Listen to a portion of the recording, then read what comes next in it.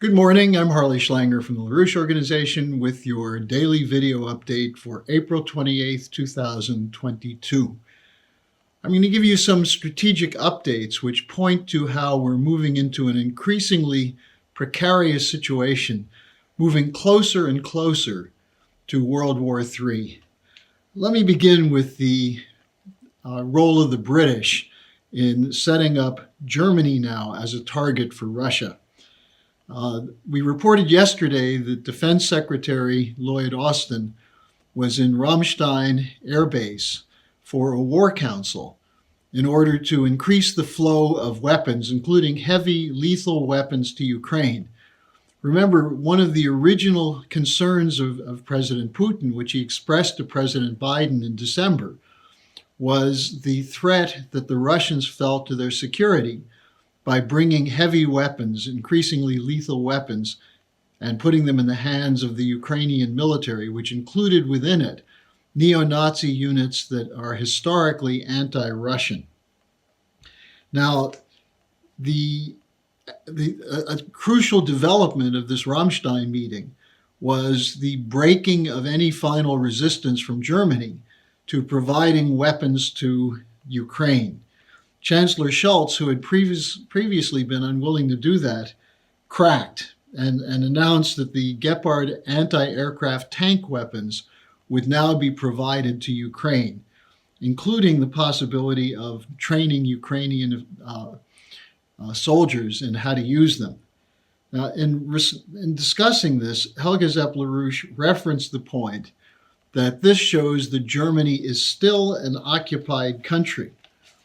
And she also referred to a comment from George Friedman, the CEO of Geopolitical Future, which previously had been Stratfor.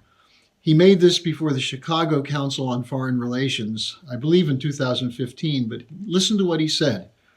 The primordial interest of the United States, over which for centuries we have fought wars, the First and Second and Cold Wars, has been the relationship between Germany and Russia. Because united there, they're the only force that could threaten us. And to make sure that that doesn't happen. That's what Friedman said. Now, this is a statement which reflects the geopolitical outlook that was laid out by the British before World War I by Halford Mackinder. German-Russian alliance must be prevented at all costs. And preferable is to have Germany and Russia fighting. And it appears as though this was the success of the meeting at Ramstein was to make Germany a target for Russia. Now, I'll get to that in a moment when I tell you what President Putin just had to say, but let me just give you some more from the British role in this. We've reported that James Heappey, the Armed Forces Minister of the United Kingdom, said it was legitimate for Ukraine to use British weapons to strike targets in Russia. Now we have a report that was filed by Michael Tracy under the headline, "The United Kingdom is trying to drag the US into World War III."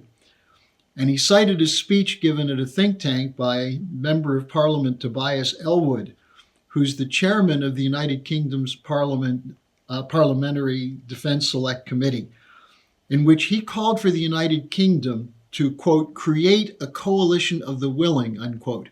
Remember that term? The George Bush term for the forces that were involved in the invasion of Iraq based on false pretenses?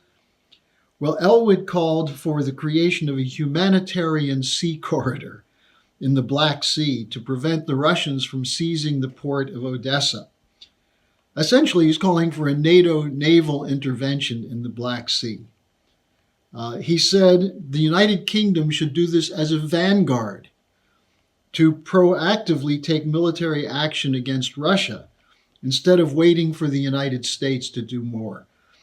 He said this would expose how, quote, the United States under Biden has been very, very hesitant indeed, unquote.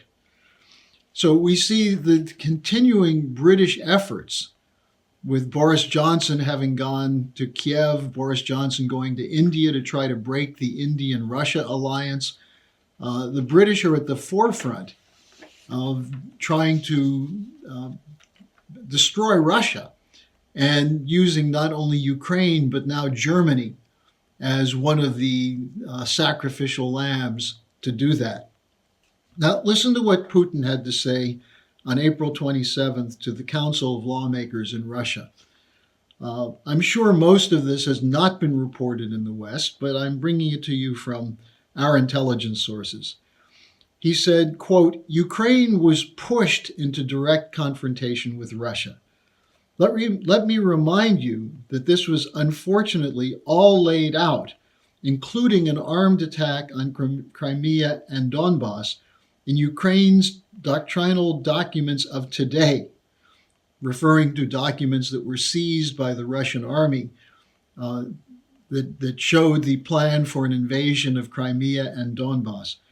And he went on to say that at the same time, the Ukrainian people were allotted the destiny of expendable material. I believe a large part of the Ukrainian people are coming to recognize this. The entire course of recent events, including the Kiev regime's claims to possess nuclear weapons, the deployment of a network of Western biolabs on Ukrainian territory, the seamless supplies of cutting-edge weapons to Ukraine, has confirmed our reaction to those cynical plans was correct and timely. And then he made the following addendum. He said, "I would also like to note something I spoke about at the beginning of the special military operation. Let me emphasize once again, if anyone intends to intervene from the outside and create a strategic threat to Russia that is unacceptable to us, they should know that our retaliatory strikes will be lightning fast. We have the tools we need for this, the likes of which no one else can claim at this point. We will not just brag, we will use them if necessary. And I want everyone to know this. We have made all the decisions on this matter," unquote. That was President Putin speaking at a moment when the West is escalating the threats to Russia, the increasing arms shipments, the involvement of more and more personnel and training in special forces and so on, which is making Western countries now potential targets for Russia.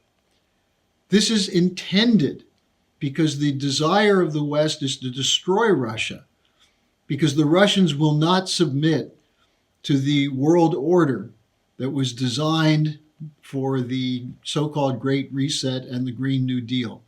And Russia is a center of a pole of opposition, which is increasingly gaining support from former colonial nations and those countries that wish to be neutral, not brought into a bloc against bloc warfare.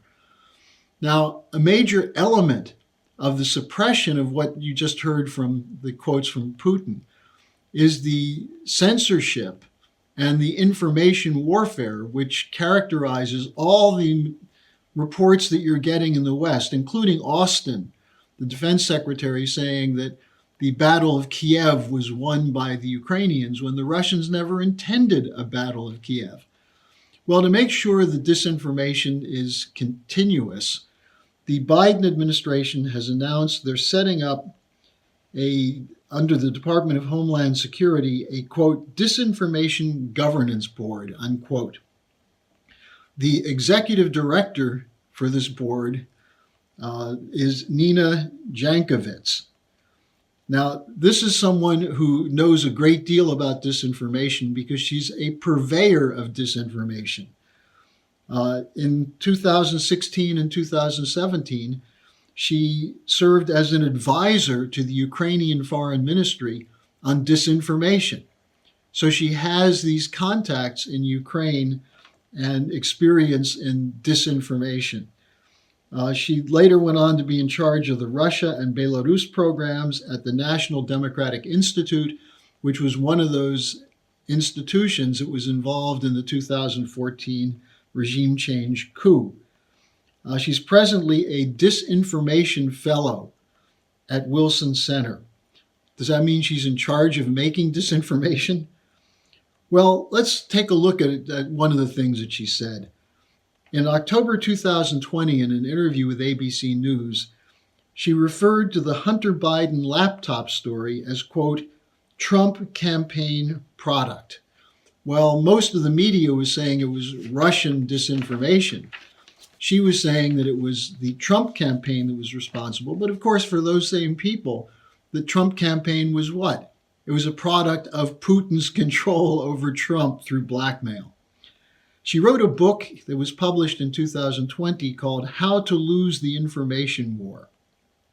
And just last week, in an interview with NPR, she lamented the takeover, the pending takeover of Twitter by Elon Musk. And she said, free speech and lack of censorship on social media will make things worse. In other words, we can't have free speech. We must have censorship in order to what? Fight disinformation? You know, when we talk about the world being topsy-turvy, this is an example of that. So I know I had said I would talk more about the LaRouche solution, how we can bankrupt the speculators and bankrupt the central bankers who are imposing their dictatorship.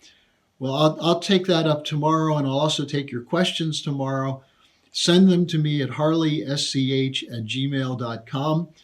And if you want to stay in contact and keep in touch with us, sign up for our email list at the bottom of this description page.